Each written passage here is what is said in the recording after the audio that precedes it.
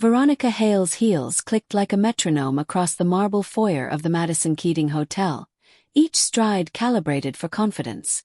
At 41, she was the rising star of the state's gubernatorial race, a centrist Democrat with courtroom poise, Ivy League credentials, and a viral stump speech about dignity in public service. The journalists who tracked her every move called her invincible. Her husband, Grant, called her incandescent. Yet the glow that spilled across her face tonight owed nothing to cameras or praise. It kindled from the text she'd glimpsed in the elevator, a single line that hummed in her palm. Sweet 1916. 15 minutes. I can't wait to hear you breathe. The sender was her chief rival for the nomination, Senator Malcolm Reyes, Republican war hero, 44, father of 2, married 18 years. On debate stages they clashed about tax codes and border policy. In private they spoke a language sharpened by hunger. It had begun 3 weeks earlier in a cramped radio newsroom when a sudden thunderstorm knocked out power mid-interview. With only emergency lamps to cut the gloom, Veronica and Malcolm had been urged to sit tight until technicians reset the grid. The waiting room's leather sofa forced them close enough to share breath. Platitudes dissolved. A dare glimmered behind Malcolm's steady, coffee-dark eyes. The first kiss had been a brief defection from reality, torrid, absurd, utterly silent, before aides barged in with flashlights. They'd sprung apart like students in church, but something fundamental had already tilted.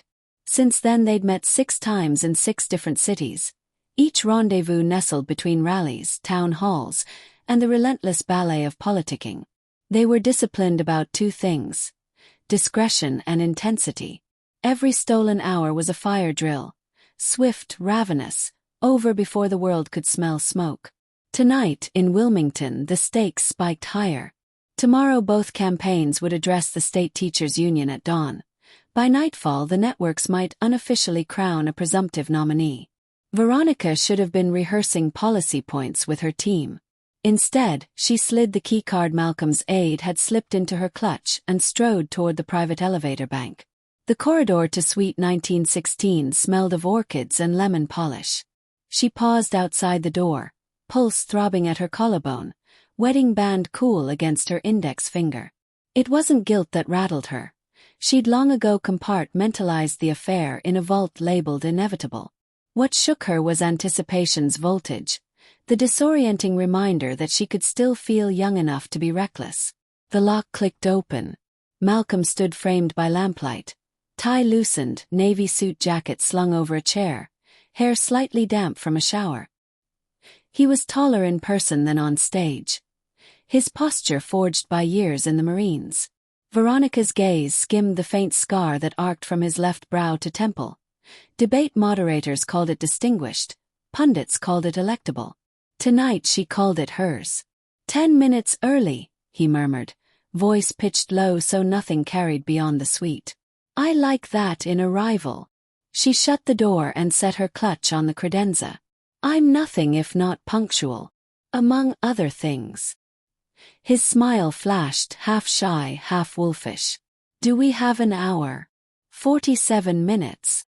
She stepped closer, smelling cedar soap and peppermint toothpaste. The convoy leaves at 11 sharp.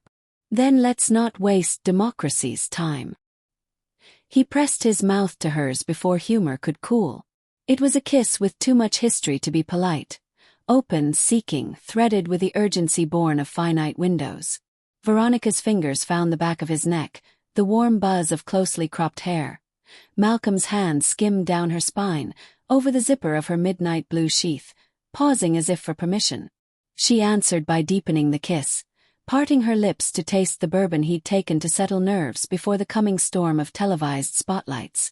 An exhale, almost a growl, reverberated in Malcolm's chest as he tugged the zipper south. Fabric whispered apart.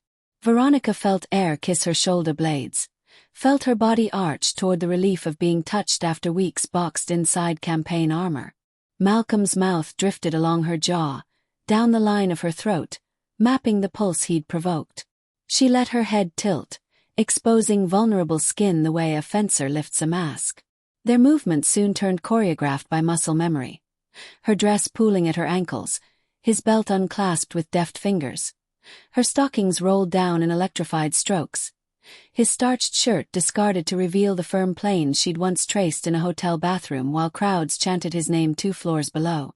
They undressed like prisoners ditching shackles, methodical, impatient, exultant with the knowledge that time was scarce.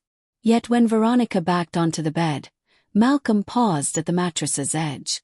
Moonlight bled between parted drapes, silvering the crisp linen, the hush, the silhouette of a campaign binder abandoned on the armchair.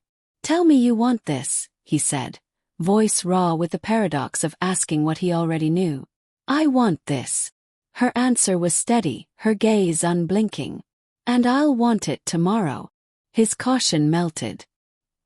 He crawled forward, braced on his forearms, and kissed her again. Slower now, savoring the slide of skin on skin, the quick darts of breath that betrayed how professionalism could combust into something delightfully primal. Veronica's nails traced the bullet scar etched beneath his ribs. Malcolm's fingers discovered the curve of her hip, the heat pooling lower, the silent plea concealed in the flex of her thighs. The first time they joined, haste had dictated everything, clothes halfen, a laugh stifled against his palm. Tonight they let the clock stretch, exploring textures like scholars of the forbidden. Malcolm trailed kisses from collarbone to navel, murmuring, "You taste like headlines." Veronica answered with a breathless huff, threading her fingers into his hair as he mapped her abdomen with lips and tongue. Desire coiled, fierce and bright, and she gripped his shoulders when sensation spiked close to unbearable.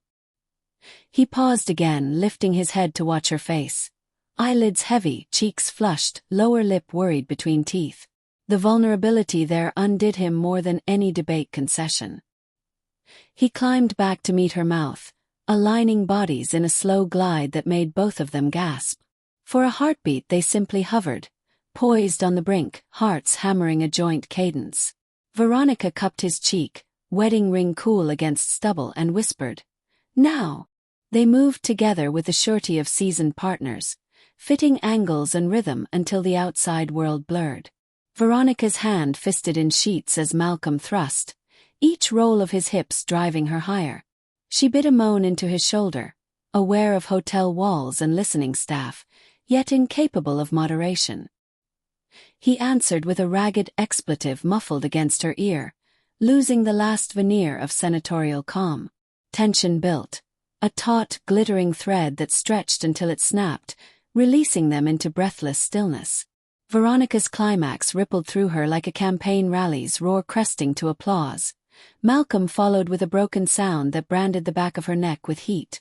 For a long minute they lay tangled, lungs dragging air like swimmers after a long dive, pulse drums gradually retreating to baseline.